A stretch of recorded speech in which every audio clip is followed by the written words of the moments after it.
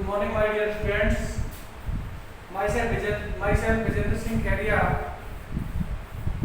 मैं आप लोगों को फिजिक्स की ऑनलाइन क्लासेस या ये कह लो कि फिजिक्स के वीडियोस भेजूंगा और आप लोगों से रिक्वेस्ट है कि आप इन वीडियोस को ध्यान से देखें। कम से कम एक वीडियो को आप 2 बार देखें ताकि आप लोगों को कुछ इसमें समझ में आ सके। वैसे आप लोग जो है साइंस को चूज करके उन बच्चों की सीरीज से बाहर आ गए हैं जिन्होंने अभी 10th पास किया है इस साल, जिन्होंने 10th को पास आउट किया है, उन बच्चों की सीरीज से आप लोग अलग हट करके आ गए हैं और आप लोगों ने उस पार्ट को चुना है, लाइफ के उस पार्ट को चुना है जो आप लोग जिंदगी में कुछ कर पाने की क्षमता रखेंगे। तो देखिए बेटा, अपना जो यूनिट है वो है सबसे पहला मात्रक और मापन। रियलिटी में इस यूनिट का नाम है फिजिकल वर्ल्ड और measurement. Physical world and measurement, और यदि अपन हिंदी में बोले तो भौतिक जगत, भौतिक जगत, भौतिक जगत तथा मापन। आपको ये बता देता हूं बेटा कि फिजिकल वर्ल्ड या भौतिक जगत वह पार्ट है जो अपन अपने चारों तरफ देखते हैं। भाई कहीं पे नदियां हैं, कहीं पे खेत हैं, कहीं पे फसलें खड़ी हैं, ये सबका सब क्या है बेटा, एक भौतिक जगत है। अपने जो मकान है वो भी भौतिक जगत की ही एक स्वरूप है। और मापन या मेजरमेंट क्या है बेटा, measurement, physical world and measurement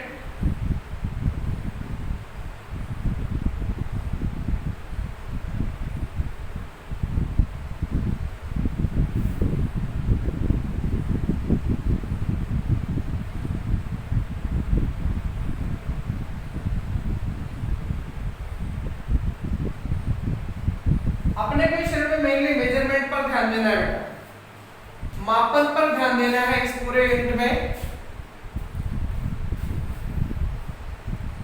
देखिए मेजरमेंट क्या होता है बेटा, जैसे हम किसी दुकान पे गए और हमने उस दुकानदार को कहा कि भाई 1 लीटर दूध दे दो। 1 लीटर दूध मांगा हमने उससे, उसने एक माप उठाई, उसके बराबर दूध लिया और आपकी डोली में डाल दिया और आप उस दूध को लेकर के घर पे आ गए। आप किसी दुकानदार के पास गए, कपड़े वाले के पास, उसको कहा आपने कि भाई 1 मीटर कपड़ा दे दो। आप ऐसा थोड़ी कहते हो कि 100 सेंटीमीटर कपड़ा दे दो, ऐसा थोड़ी कहते हो, आप 1 मीटर ही कहते हो। 1 मीटर कपड़ा दे दो, वो आपको क्या करेगा, एक मापांक उठाएगा, एक मेजरमेंट का एक पार्ट उठाएगा और आपको 1 मीटर कपड़ा काट करके दे देगा। इसी तरह से अगर मैं आपसे समय पूछूं कि बेटा समय क्या हुआ है, तो आप अभी बताएंगे कि सर लगभग 8:15 का समय हो रहा है। तो अपन पूरा मान नहीं बताते हैं, ये अपनी सामान्य जगत या सामान्य जीवन से रिलेटेड चीजें हैं और इन्हीं चीजों को हम लोग इस फर्स्ट यूनिट में पढ़ने वाले हैं। इसी चीज को हम लोग इसमें पढ़ने वाले, इस फर्स्ट यूनिट में पढ़ने वाले हैं। मैं आपको बता देता हूं बेटा, फिजिक्स के बारे में लोग ये कहते हैं कि बहुत टफ सब्जेक्ट है। मैं आप लोगों से दावा करता हूं कि यदि आप लोगों ने मेरा साथ दिया, अगर आप लोगों ने मेरा पूरा अनुसरण किया, जो मैंने वीडियोस बना करके आपके पास भेजे उनको आपने अच्छी तरह से देखा और आपने उसके बारे में और मतलब बाकी और स्टडी की, तो मैं आपको बता देता हूं, आप लोगों से दावे के साथ कह रहा हूं कि आप फिजिक्स के बारे में ये जो धारणा है कि फिजिक्स एक टफ सब्जेक्ट है, इसे आप तोड़ देंगे। ये मैं आप लोगों से दावा करता हूं और मैं आप लोगों से वायदा करता हूं कि आप यदि मेरा साथ देंगे तो आपको फिजिक्स में कभी कोई प्रॉब्लम नहीं आएगी। देखिए अपना जो पॉइंट है, सबसे पहले मैं ले रहा हूं बेटा भौतिक विज्ञान को, क्योंकि अपनी बुक का ही नाम भौतिक विज्ञान है। देखिए बेटा साइंसिया शब्द से मिलकर के बना है और साइंस कहते किसे हैं, प्रकृति से प्रदत्त तथा प्रयोगों से प्रमाणित ज्ञान को क्या कहते हैं? विज्ञान कहते हैं। प्रकृति में उपस्थित बहुत सारी चीजें हैं जिनको आप प्रकृति से प्रदत्त किए, अपने प्रकृति ने आप लोगों को वो चीजें दी, आपने उनको देखा और मेजरमेंट किया, उनको चेक किया और फिर उनका प्रायोगिक रूप से सत्यापन कर दिया, तो ये क्या है बेटा? ये विज्ञान है। इसके बाद फिर विज्ञान को हम लोगों ने 3 भागों में बांटा। प्रारंभिक अवस्था में 2 भागों में बांटा था। विज्ञान को स्टार्टिंग स्टेज में 2 भागों में बांटा था। एक थी भौतिक विज्ञान,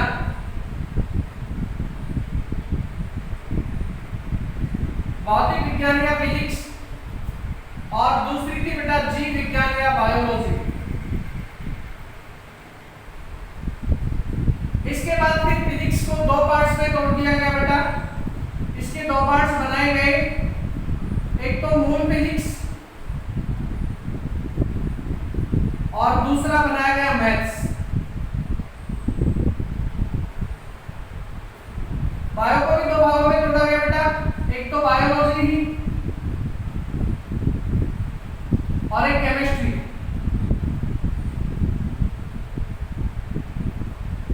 आजकल जो बच्चे साइंस को चूज करते हैं उनको ये दोनों चीजें हैं, केमिस्ट्री और फिजिक्स, ये तो कंफर्मली पढ़नी ही पड़ती है। इन दोनों में आप लोगों को ऑप्शन मिलता है, कोई मैथ चुनता है, कोई बायोलॉजी चुनता है। आपने जो भी सब्जेक्ट चुना है कोई दिक्कत नहीं है, लेकिन आप लोग जो भी प्रयास आप लोगों ने किया है, जो भी आप लोगों ने ये सब्जेक्ट चूज किए हैं, उनके बारे में अपने आप को समर्पित करें। ये आप लोगों को मेरा संदेश है बेटा। आप यदि अपने कर्तव्य के प्रति, मतलब आप लोगों का कर्तव्य क्या है बेटा? इस समय केवल स्टडी करना आप लोगों का कर्तव्य है। यदि आप स्टडी को जारी रखते हैं, रेगुलरली पढ़ते रहते हैं, तो आप लोगों को कभी कोई प्रॉब्लम नहीं होगी। और यदि आप अपने जो आप लोगों की जो कर्तव्य है उससे यदि आप विमुख होते हैं, तो फिर आप लोगों को प्रॉब्लम्स काफी सारी आ सकती हैं। देखिए, इस समय अपन चलते हैं भौतिक विज्ञान पर। हमें ज्यादा समय ना लेते हुए भौतिक विज्ञान के बारे में आप लोगों को कुछ बताता हूं थोड़ा सा।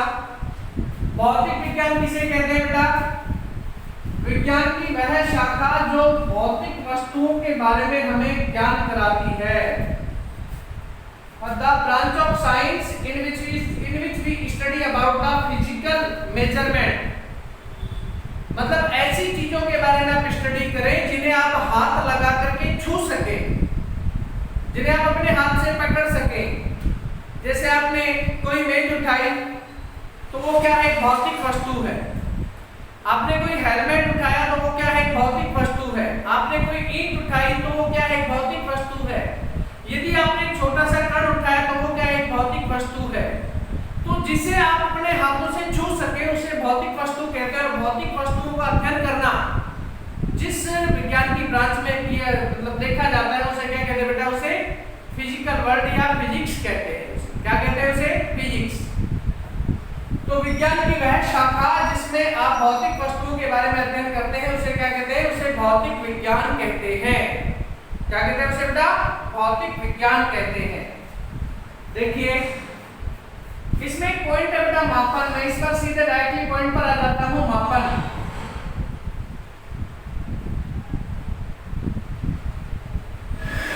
मापन क्या होता है बेटा? मेजरमेंट क्या होता है? बताएं भाई जल्दी से।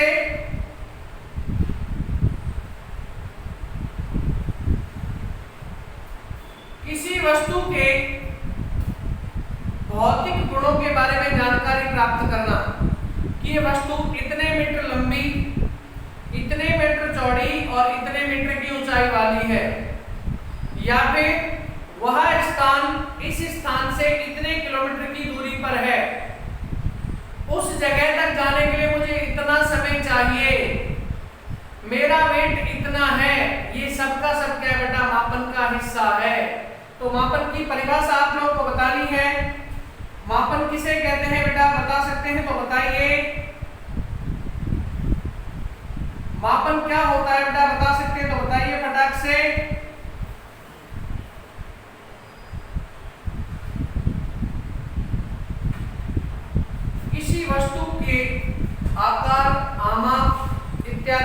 बारे में अनुमान लगाना क्या कहा जाता है बेटा? मापन कहा जाता है।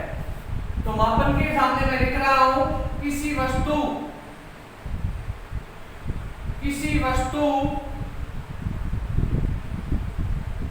के आमाप का अनुमान लगाना,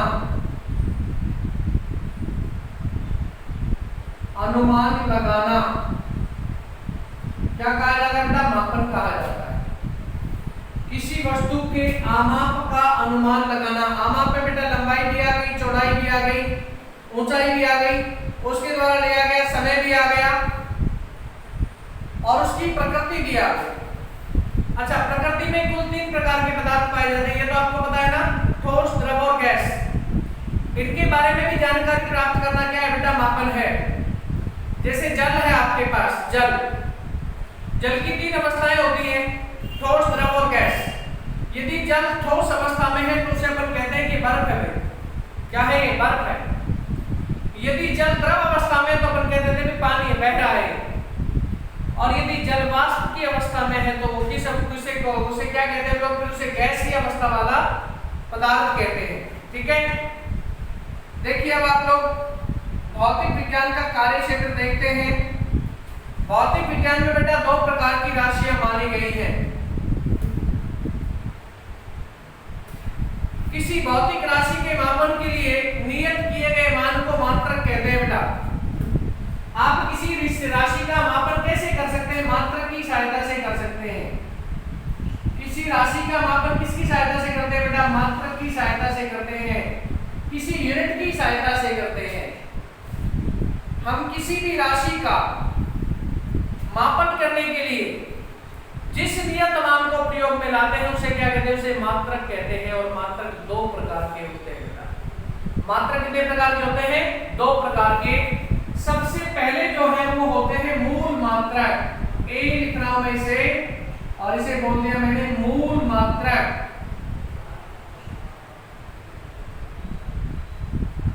मूल मात्रक किसी दूसरे कारक पर निर्भर नहीं करते, ये ध्यान रखें। मूल मात्रक जो है वो किसी दूसरे कारक पर निर्भर नहीं करते हैं। मूल जो मात्रक है वो किसी दूसरे कारक पर निर्भर नहीं करते हैं। और मूल मात्रक मूल रूप से, चलो इसकी डेफिनेशन लिख देता हूं पहले तो। मूल मात्रक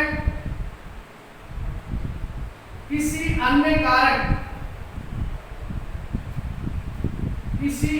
कारक पर निर्भर नहीं करते हैं।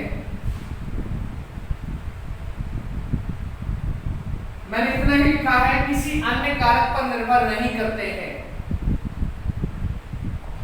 अच्छा, ये मूल मात्रक होते कितने हैं बेटा? इन मूल मात्रकों की जो संख्या है बेटा वो 7 है। आजकल जो मेनली जो मूल मात्रक माने जाते हैं वो 7 हैं। प्रारंभिक अवस्था में 3 माने जाते थे बेटा। देखो कौन कौन से हैं? 7 लिख रहा हूं बेटा मैं। सबसे पहला है लंबाई, दूसरा है द्रव्यमान, तीसरा है समय,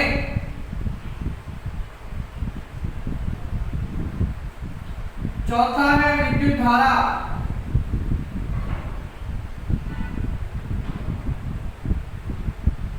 पांचवा है ज्योति तीव्रता,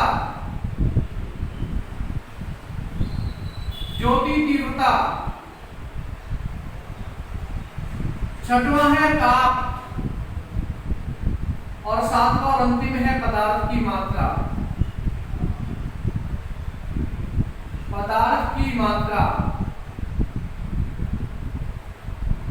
देखो लंबाई को लेंथ, अर्थात इसे L से डिनोट करते हैं।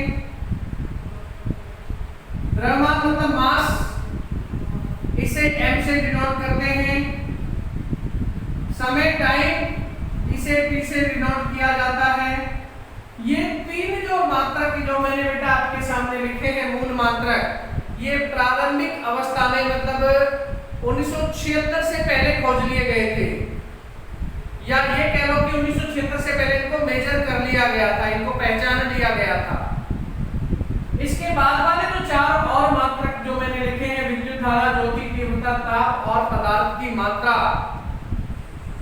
ये अपने मात्रक पर डिपेंड करते हैं बेटा। देखो विद्युत धारा के लिए हम लोग एम्पियर का ए लेते हैं, ज्योति तीव्रता के लिए कैंडेला का सीडी लेते हैं, ताप के लिए केल्विन का के लेते हैं और पदार्थ की मात्रा के लिए मोल लेते हैं बेटा।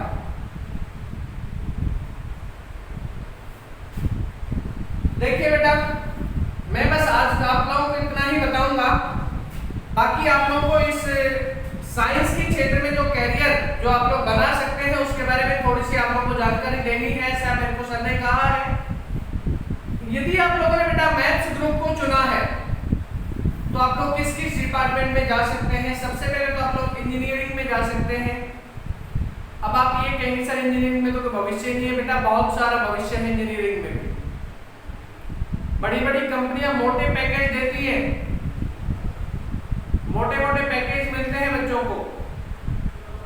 और जो आप लोगों की एज के बच्चे जो होते हैं ना, आप लोगों की एज इस समय ज्यादा से ज्यादा 14-15 वर्ष, जब आप 2 वर्ष और पढ़ लेंगे 11th और 12th को, जब आप अच्छी तरह से पढ़ लेंगे, मन लगा के स्टडी करनी पड़ेगी बेटा। यदि आप लोगों की परसेंटेज मोर देन 80 होती है तो आप लोगों के चांसेस बहुत ज्यादा होते हैं कि आप लोग IIT, AIEEE, AFMC, NEET, JEE इनमें जा सकते हैं बेटा। जो अपने बायो ग्रुप के जो बच्चे होते हैं, जो बायो ग्रुप को चूज करते हैं, उनके लिए सबसे बड़ा विकल्प तो क्या है? डॉक्टरी है, कि वो MBBS कर सकते हैं, MD कर सकते हैं। इसके अलावा उनके और भी बहुत सारे क्षेत्र हैं, वो BSc नर्सिंग कर सकते हैं बेटा, ANM कर सकते हैं, GNM कर सकते हैं, और भी बहुत सारे क्षेत्र हैं बेटा। इसके अलावा अपने मिलिट्री एरिया में या मिलिट्री क्षेत्र में, जैसे अपना इंडियन नेवी है, एयरफोर्स है और अपनी थल सेना है, इन सब में भी अलग से वैकेंसीज होती है साइंस वाले बच्चों के लिए। एक्स और वाई ग्रुप के बहुत सारे बच्चे निकलते हैं। वो एक्स ग्रुप में तो केवल मैथ्स वाले बच्चे ही एग्जाम दे सकते हैं, लेकिन वाई ग्रुप में मैथ्स और बायो दोनों के बच्चे एग्जाम दे सकते हैं। तो आप लोगों पर डिपेंड करता है कि आप करते क्या हैं। देखिए बेटा, आज मैंने आप लोगों को कुछ ज्यादा नहीं बताया है, लेकिन आप लोगों को मैंने इतना जरूर बता दिया है कि आप लोगों ने इस क्षेत्र को चुन करके, साइंस के क्षेत्र को चुन करके वर्ल्ड के उन टॉप मोस्ट स्टूडेंट्स में अपना नाम लिखा लिया है। अब देखो बेटा, नाम तो लिखा लिया है, लेकिन इसके साथ साथ मेहनत भी आप लोगों को करनी है। बाकी मेरी तरफ से, विजेंद्र सिंह खेरिया की तरफ से आप सभी को बेस्ट ऑफ लक। आप लोग अच्छी तरह से स्टडी करें और इन वीडियोस को अच्छी तरह से देखें बेटा।